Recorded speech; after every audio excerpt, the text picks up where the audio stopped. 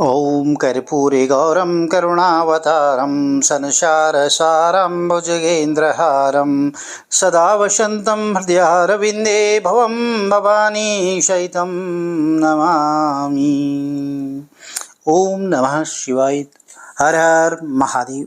प्रिय बंधु, आज मासिक शिवरात्रि है। आज इस पवित्र दिन में मासिक शिवरात्रि व्रत कथा श्रवण करने जा रहे हैं। प्रिय बंधु, श्रावण का महीना भगवान भोलेनाथ को समर्पित होता है और ऐसे में मासिक शिवरात्रि जब पड़ती है तो यह दिन और भी महत्वपूर्ण हो जाता है। आज के दिन भगवान भोलेनाथ की आराधना करें, पूजन करें, पंचोपचार, षोडशोपचार जैसे आपके पास समय और सामग्री उपलब्ध है, आप भगवान भोलेनाथ का पूजन कर सकते हैं, अभिषेक कर सकते हैं। चलिए मासिक शिवरात्रि व्रत कथा आरंभ करते हैं। बोलिए गणपति गजानंद महाराज की जय, शंकर भगवान की जय। धार्मिक पौराणिक कथा के अनुसार चित्रभानु नामक एक शिकारी था और जानवरों की हत्या करके वह अपने परिवार को पालता था। वह एक साहूकार का कर्जदार था, लेकिन उसका ऋण समय पर न चुका सका तो क्रोधित साहूकार ने शिकारी को शिव मठ में बंदी बना लिया। अब संयोग से उस दिन शिवरात्रि थी और शिकारी ध्यानमग्न होकर के शिव संबंधी धार्मिक बातें सुनता रहा। चतुर्दशी को उसने शिवरात्रि व्रत की कथा सुनी और शाम होते ही साहूकार ने उसे अपने पास बुलाया और ऋण चुकाने के विषय में बात की। तो शिकारी अगले दिन सारा ऋण लौटा देने का वचन देकर के बंधन से छूट गया। अपनी दिनचर्या की भांति वह जंगल में शिकार के लिए निकला, लेकिन दिन भर बंदी गृह में रहने के कारण भूख प्यास से बहुत ही व्याकुल था। शिकार खोजता हुआ बहुत दूर निकल गया। जब अंधेरा हो गया तो उसने विचार किया कि रात तो आज जंगल में ही बितानी पड़ेगी और वह वन एक तालाब के किनारे एक बेल के पेड़ पर चढ़ करके रात बीतने का इंतजार करने लगा। अब बिल्लू वृक्ष के नीचे शिवलिंग था जो बिल्लू पत्रों से ढका हुआ था। अब शिकारी को इस बात का पता ही नहीं चला। पड़ाव बनाते समय उसने जो टहनियाँ तोड़ी वे संयोग से शिवलिंग पर गिरती चली गई। इस प्रकार दिन भर भूखे प्यासे शिकारी का व्रत भी हो गया और शिवलिंग पर बिल्लू पत्र भी चढ़ गए। एक पहर रात्रि बीत जाने पर एक गर्भिणी हिरणी तालाब पर पानी पीने पहुंची तो शिकारी ने धनुष पर तीर चढ़ाकर जो ही प्रत्यंचा खींची। हिरणी बोली, मैं गर्भिणी हूँ, शीघ्र ही प्रसव करूंगी, तो तुम एक साथ जो दो जीवों की हत्या कर दोगे, जो ठीक नहीं है। मैं बच्चे को जन्म देकर के शीघ्र ही तुम्हारे समक्ष प्रस्तुत हो जाऊंगी, तब मुझे मार लेना। तो शिकारी ने प्रत्यंचा को ढीली कर दिया और हिरणी जंगली झाड़ियों में लुप्त हो गई। प्रत्यंचा चढ़ाने और ढीली करने के वक्त कुछ बिल्वपत्र अनायास ही टूटकर शिवलिंग पर गिर गए और इस प्रकार उससे अनजाने में ही प्रथम पहर का पूजन भी संपन्न हो गया। कुछ देर बाद एक और हिरणी उधर से निकली तो शिकारी की प्रसन्नता का ठिकाना नहीं रहा। समीप आने पर उसने धनुष पर बाण चढ़ाया। तब उसे देख हिरणी ने विनम्रतापूर्वक निवेदन किया कि हे शिकारी, मैं थोड़ी देर पहले ऋतु से निवृत्त हुई हूँ, कामातुर वीरिणी हूँ, अपने प्रिय की खोज में भटक रही हूँ। मैं अपने पति से मिलकर शीघ्र ही तुम्हारे पास आऊँगी। शिकारी ने उसे भी जाने दिया। 2 बार शिकार को खोकर उसका माथा ठनका और वह चिंता में पड़ गया कि रात्रि का आखिरी पहर बीत रहा है और इस बार भी धनुष से लगकर कुछ बेलपत्र जो है शिवलिंग पर जा गिरे। दूसरे पहर की पूजन भी संपन्न हो गई। तभी एक अन्य हिरणी अपने बच्चों के साथ उधर से निकली। शिकारी के लिए स्वर्णिम अवसर था। धनुष उसने तीर पर चढ़ाने में देर नहीं लगाई और वह तीर छोड़ने ही वाला था कि हिरणी बोली, हे शिकारी, मैं इन बच्चों को इनके पिता के हवाले करके लौट कर आ जाऊंगी, इस समय मुझे मत मारो। तो शिकारी हंसा और बोला, सामने आए शिकार को मैं छोड़ दूं, इतना बड़ा मूर्ख नहीं। इससे पहले मैं 2 बार अपना शिकार खो चुका हूँ। मेरे बच्चे भूख प्यास से व्यग्र हो रहे होंगे। उत्तर में हिरणी ने फिर कहा कि जैसे तुम्हें अपने बच्चों की ममता सता रही है, ठीक वैसे ही मुझे भी। तो हे शिकारी, मेरा विश्वास करो, मैं इन्हें इनके पिता के पास छोड़कर तुरंत लौटने की प्रतिज्ञा करती हूँ। हिरणी का दुख भरा स्वर सुनकर शिकारी को उस पर दया आई। उसने उस मृगी को भी जाने दिया और शिकार के अभाव में वह भूख प्यास से व्याकुल शिकारी अनजाने में बेल वृक्ष पर बैठा बेल पत्र तोड़ तोड़ कर जो है नीचे फेंकता जा रहा था। पौ फटने को हुई तो एक हष्ट पुष्ट मृग उसी रास्ते पर आया। शिकारी ने सोच लिया कि इसका शिकार वह अवश्य करेगा। शिकारी की तनी प्रचिंता देख करके मृग विनीत स्वर में बोला, हे शिकारी, यदि तुमने मुझसे पूर्व आने वाले 3 मृगियों और छोटे बच्चों को मार डाला है तो मुझे भी मारने में विलंब ना करो, ताकि मुझे उनके वियोग में एक क्षण भी दुख न सहना पड़े। मैं उन हिरड़ियों का पति हूँ। यदि तुमने अपने जीवन दान उन्हें दिया है तो मुझे भी क्षण भर का जीवन देने की कृपा करो। मैं उनसे मिलकर तुम्हारे समक्ष उपस्थित हो जाऊंगा। तो मृग की बात सुनते ही शिकारी के सामने पूरी रात का घटनाचक्र घूम गया।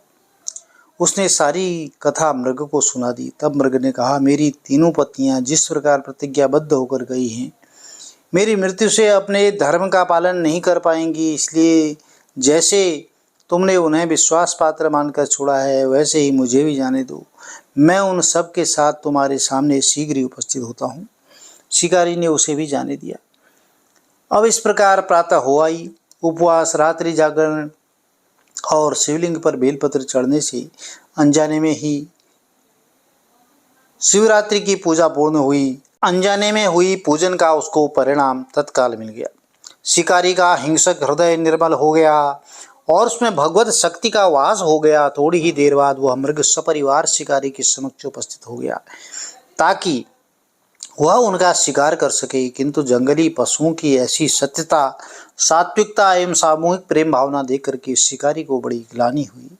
उसने मृग परिवार को जीवन दान दे दिया और अनजाने में शिवरात्रि के व्रत का पालन करने पर शिकारी को मोक्ष की प्राप्ति हुई और शिवलोक को गया। तो प्रिय बंधुओं, मासिक शिवरात्रि की कथा आपने श्रवण की। बहुत ही पवित्र कथा है और मासिक शिवरात्रि का व्रत करने से घर में कलह, कलेश, रोग, व्याधि, कष्ट आदि सब दूर होते हैं और घर में सुख, समृद्धि, धन धान्य की बरकत सदैव देखने को मिलती है। इसलिए मासिक शिवरात्रि का व्रत जरूर करना चाहिए। देवादिदेव महादेव को पूजन करना चाहिए। देखिए, हम अनजाने में ही कोई दान पुण्य करते हैं या कोई ऐसा कार्य कर बैठते हैं जिससे किसी की भलाई होती है और उसको जो है प्रसन्नता होती है, तो यह कार्य जरूर करने चाहिए हमको। अपने मन से कहीं पर आपको जो है कोई दुखी मिलता है, दीन दुखी आदमी मिलता है या कोई परेशान व्यक्ति मिलता है, तो अनजाने में यदि वह परेशान होता है तो आपको उसको अगर मदद करने में सक्षम हैं तो उसकी मदद आपको जरूर करनी चाहिए। देवादिदेव महादेव भगवान अवश्य आपकी मनोकामना पूर्ण करेंगे। तो प्रिय भक्तजनों, अन्य कथाएं भी प्रचलित हैं। आज कुछ शिव महापुराण की कथाएं संक्षिप्त में श्रवण करेंगे कि भगवान शिव को संतुष्ट करने वाला व्रत होता है मासिक शिवरात्रि या शिवरात्रि, और इस व्रत की महिमा बहुत ज़्यादा बताई गई है। तो एक बार ऋषियों के पूछने पर श्री सूत जी ने भगवान भोलेनाथ की आराधना के द्वारा उत्तम एवं मनोवांछित फल प्राप्ति करने वाले बहुत से महान स्त्री पुरुषों के नाम बताए। तो इसके बाद ऋषियों ने उनसे पूछा कि हे व्यास शिष्य, किस व्रत से संतुष्ट होकर के भगवान शिव उत्तम सुख प्रदान करते हैं और जिस व्रत के अनुष्ठान से भक्तजनों को भोग और मोक्ष की प्राप्ति हो सके, उसका आप विशेष रूप से वर्णन कीजिए।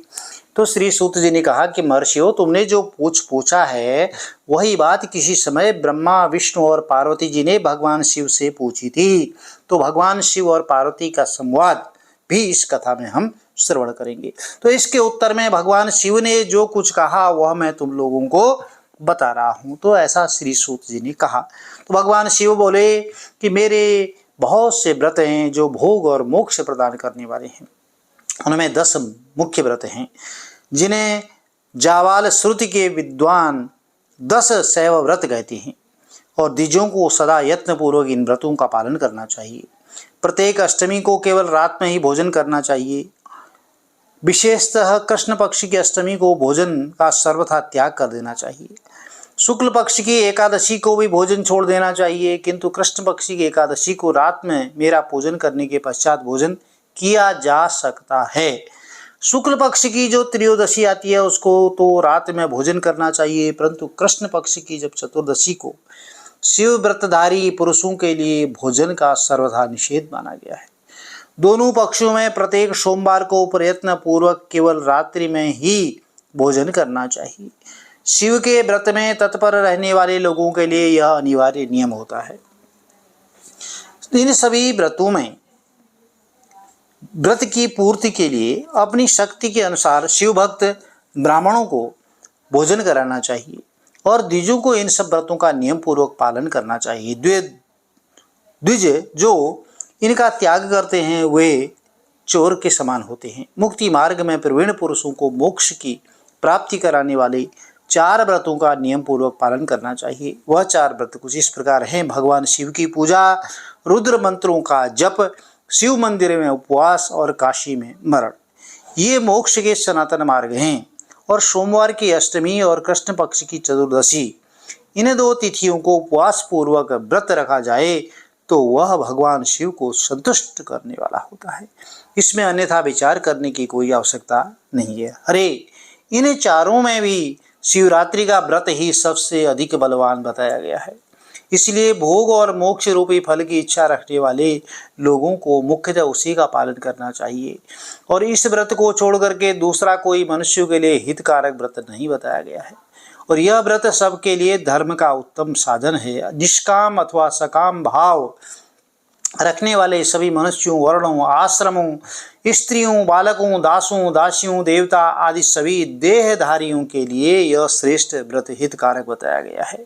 माघ मास के कृष्ण पक्ष में शिवरात्रि तिथि का विशेष महत्व है और जिस दिन आधी रात के समय तक वह तिथि विद्यमान होती है तो उसी दिन उसी व्रत के लिए ग्रहण करना चाहिए। शिवरात्रि करोड़ों हत्याओं के पाप का नाश करने वाली है। ये केशव, उस दिन सवेरे से लेकर के जो कार्य करना आवश्यक है उसे प्रसन्नता पूर्वक तुम्हें बता रहा हूँ, ध्यान दे करके सुनो।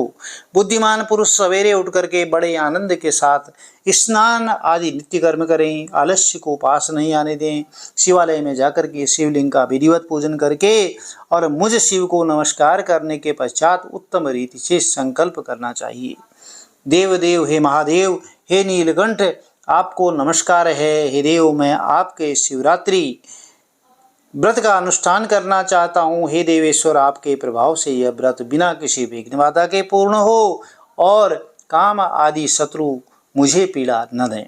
ऐसा संकल्प करके पूजन सामग्री का संग्रह करें और उत्तम स्थान में जो शास्त्र प्रसिद्ध शिवलिंग हो उसके पास रात्रि में जाकर के स्वयं उत्तम विधि विधान का संपादन करें। फिर शिव के दक्षिण या पश्चिम भाग में सुंदर स्थान पर निकट ही पूजा के लिए संचित सामग्री को रखें। तदनंतर श्रेष्ठ पुरुष वहां पर फिर स्नान करे। स्नान के बाद सुंदर वस्त्र और उपस्त्र धारण करके 3 बार आचमन करने के बाद पूजन आरंभ करना चाहिए और जिस मंत्र के लिए जो द्रव्य नियत हो उस मंत्र को पढ़ करके उसी द्रव्य के द्वारा पूजा करनी चाहिए। बिना मंत्र के महादेव की पूजा नहीं करनी चाहिए। गीत, वाद्य, नृत्य आदि के साथ भक्तिभाव से संपन्न हो। रात्रि के प्रथम पहर में पूजन करने के विद्वान पुरुष मंत्र का जप करे। यदि मंत्रज्ञ पुरुष उस समय श्रेष्ठ पार्थिव शिवलिंग का निर्माण करे तो नित्य कर्म करने के पश्चात पार्थिव शिवलिंग का ही पूजन करना चाहिए और पहले पार्थिव बना करके पीछे उसकी विधिवत स्थापना करनी चाहिए। फिर पूजन के पश्चात नाना प्रकार के स्तोत्रों द्वारा भगवान वृषभध्वज को संतुष्ट करना चाहिए और बुद्धिमान पुरुष को चाहिए कि उस समय शिवरात्रि व्रत के महात्म्य का पाठ जरूर करना चाहिए। श्रेष्ठ भक्त अपने व्रत की पूर्ति के लिए उस महात्म्य को श्रद्धापूर्वक सुने और रात्रि के 4 पहरों में 4 पार्थिव शिवलिंगों का निर्माण करके आवाहन से लेकर के विसर्जन तक क्रमशः उनकी पूजा करे और बड़े उत्सव के साथ प्रसन्नतापूर्वक जागरण करना चाहिए। प्रातःकाल स्नान करके पुनः वहां पार्थिव शिव का स्थापन और पूजन करना चाहिए। इस तरह व्रत को पूरा करके हाथ जोड़ करके मस्तक झुकाकर बारंबार नमस्कार पूर्वक भगवान शंभु से इस प्रकार प्रार्थना करनी चाहिए कि हे महादेव, आपकी आज्ञा से मैंने जो व्रत ग्रहण किया था स्वामीन वह परम उत्तम व्रत पूर्ण हो गया, इसलिए अब उसका विसर्जन करता हूँ। हे देवेश्वर, सर्व यथाशक्ति किए गए इस व्रत से आप आज मुझ पर कृपा करके संतुष्ट हों। तत्पश्चात शिवजी को पुष्पांजलि समर्पित करके विधि पूर्वक दान पुण्य करना चाहिए। फिर भगवान शिव को नमस्कार करके व्रत संबंधी नियम का विसर्जन कर देना चाहिए और अपनी शक्ति के अनुसार शिव भक्त ब्राह्मणों को विशेषतः सन्यासियों को भोजन कराकर पूर्णतया संतुष्ट करके स्वयं भी भोजन करना चाहिए। हरे शिवरात्रि को प्रत्येक पहर में श्रेष्ठ शिव भक्तों को जिस प्रकार विशेष पूजा करनी चाहिए उसे मैं बताता हूँ, सुनो। प्रथम प्रहर में पार्थिव शिवलिंग की स्थापना करके अनेक सुंदर उपचारों द्वारा भक्ति भाव से पूजा करनी चाहिए। पहले गंध पुष्प आदि 5 द्रव्यों द्वारा सदा महादेव जी की पूजा करनी चाहिए। उस समय उस द्रव्य से संबंध रखने वाले मंत्र का उच्चारण करके पृथक पृथक वह द्रव्य समर्पित करना चाहिए। इस प्रकार द्रव्य समर्पण करके भगवान शिव को जलधारा अर्पित करनी चाहिए। विद्वान पुरुष चढ़े हुए द्रव्यों का जलधारा से ही उतारना चाहिए और जलधारा के साथ साथ 108 मंत्र का जप करके वहां निर्गुण सगुण रूप शिव जी का पूजन करना चाहिए। गुरु से प्राप्त हुए मंत्र द्वारा भगवान शिव की पूजा करनी चाहिए, अन्यथा नाम मंत्र द्वारा सदा शिव का पूजन करना चाहिए। विचित्र चंदन, अखंड चावल और काले तिलों से परमात्मा शिव की पूजा करनी चाहिए। कमल और कनेर के फूल चढ़ाने चाहिए। 8 नाम मंत्रों द्वारा शंकर जी को पुष्प समर्पित करें। वे 8 नाम इस प्रकार हैं: भव, सर्व, रुद्र, पशुपति, उग्र, महान, भीम और ईशान।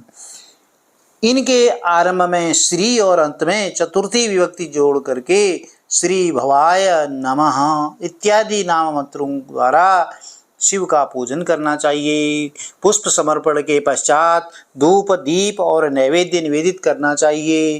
पहले प्रहर में विद्वान पुरुष नैवेद्य के लिए पकवान बनवा लें, फिर श्रीफल युक्त विशेष अर्घ्य देकर के तांबूल समर्पित करें। तदंतर नमस्कार और ध्यान करके गुरु के दिए हुए मंत्र का जाप करें। गुरुदत्त मंत्र न हो तो पंचाक्षर ओम नमः शिवाय मंत्र के जप से भगवान शंकर को संतुष्ट करें। धेनु मुद्रा दिखा करके उत्तम जल से तर्पण करें।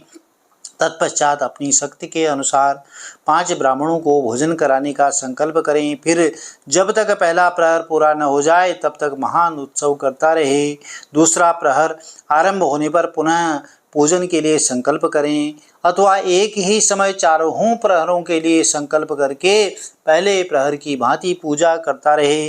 पहले पूर्वोक्त द्रव्यों से पूजन करके फिर जलधारा समर्पित करनी चाहिए। प्रथम प्रहर की अपेक्षा दुगने मंत्रों का जप करके शिव की पूजा करें और पूर्वोक्त तिल, जौ तथा कमल पुष्पों से शिव की पूजा करनी चाहिए। विशेषतः बिल्व पत्रों से परमेश्वर शिव का पूजन करना चाहिए।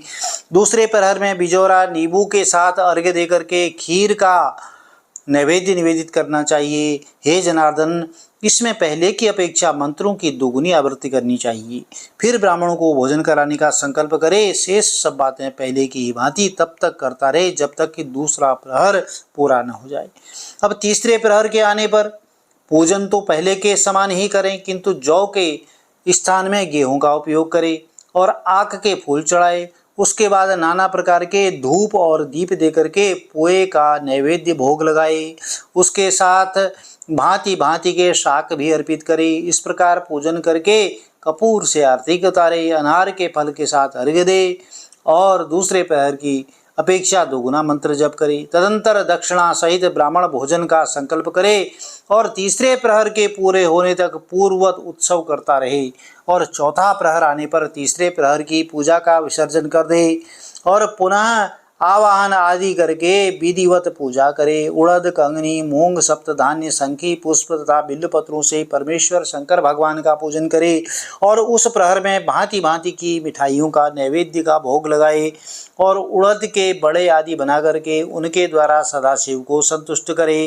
केले के फल के साथ अथवा अन्य विविध फलों के साथ शिव जी को अर्घ्य दे और तीसरे प्रहर की अपेक्षा दुगुना मंत्र जप करके यथाशक्ति ब्राह्मण भोजन का संकल्प करे। गीत, वाद्य और नृत्य से शिवजी की आराधना पूर्वक समय व्यतीत करे।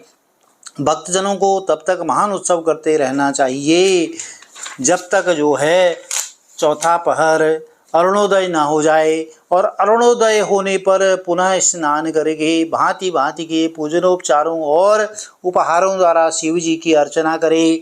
तत्पश्चात अपना अभिषेक कराए, नाना प्रकार के दान दे। प्रहर की संख्या के अनुसार ब्राह्मणों और सन्यासियों को अनेक प्रकार के भोज्य पदार्थों का भोजन कराए। फिर शंकर भगवान को नमस्कार करके पुष्पांजलि अर्पित करे और बुद्धिमान पुरुष उत्तम स्तुति करके जो है भगवान का ध्यान करे। सुखदायक हे कृपा निधान भगवान भोलेनाथ, मैं आपको हूँ और मेरे प्राण आप में ही लगे हैं और मेरा चित्त सदा आपका ही चिंतन करता है। यह जान करके आप जैसा उचित समझें वैसा करें। हे भूतनाथ, मैंने जान करके या अनजान में जो जप और पूजन आदि किया है उसे समझ करके दया सागर होने के नाते ही आप मुझ पर प्रसन्न हों। उस उपवास व्रत से जो फल प्राप्त हुआ हो उसी से सुखदायक भगवान शंकर मुझ पर प्रसन्न हों। हे महादेव, मेरे कुल में सदा आपका भजन होता रहे और जहाँ के आप इष्ट देवता न हो उस कुल में मेरा कभी जन्म न हो। तो इस प्रकार प्रार्थना करने के पश्चात भगवान शिव को पुष्पांजलि समर्पित करके ब्राह्मणों से तिलक और आशीर्वाद ग्रहण करना चाहिए। तदनंतर शंभु का विसर्जन करना चाहिए। प्रकार व्रत किया हो उससे मैं दूर नहीं रहता। इस व्रत के फल का वर्णन नहीं किया जा सकता। मेरे पास ऐसी कोई वस्तु नहीं है जिसे शिवरात्रि व्रत करने वाले के लिए मैं दे न डालूं। जिसके द्वारा अनायास ही इस व्रत का पालन हो गया उसके लिए भी अवश्य ही मुक्ति का बीज बो दिया। मनुष्यों को प्रतिमास भक्ति पूर्वक शिवरात्रि व्रत करना चाहिए और तत्पश्चात इसका उद्यापन करके मनुष्य सांगोपांग फल का लाभ प्राप्त करता है। और इस व्रत का पालन करने में मैं शिव निश्चय ही उपासक के समस्त दुखों का नाश कर देता हूँ और उसे भोग मोक्ष आदि संपूर्ण मनोवांछित फल प्रदान करता हूँ। तो श्री सूत जी कहते हैं कि महर्षियों, भगवान शिव का यह अत्यंत हितकारक और अद्भुत वचन सुन करके श्री हरि विष्णु भगवान अपने धाम को लौट आए और उसके बाद इस व्रत का जो है अपना हित चाहने वाले लोगों में प्रचार प्रसार हुआ। किसी समय केशव ने नारद जी से भोग और मोक्ष देने वाले इस दिव्य शिवरात्रि व्रत का वर्णन किया था। तो प्रिय भक्तों, यह महाशिवरात्रि का महत्व और व्रत 4 पहर का पूजन किस तरह से किया जाता था है संपूर्ण विधि विधान जानकारी आपको उपलब्ध होगी। और यदि यह जानकारी आपको अच्छी लगी तो चैनल को लाइक कीजिए, शेयर कीजिए, सब्सक्राइब कीजिए, साथ में बेल आइकन अवश्य प्रेस कर दीजिए जिससे कि आने वाली वीडियोज की नोटिफिकेशंस आपको ठीक समय पर मिल सके। भगवान भोलेनाथ का आशीर्वाद आपके कुटुंब में सदैव बना रहे। हर हर महादेव। जय माता दी।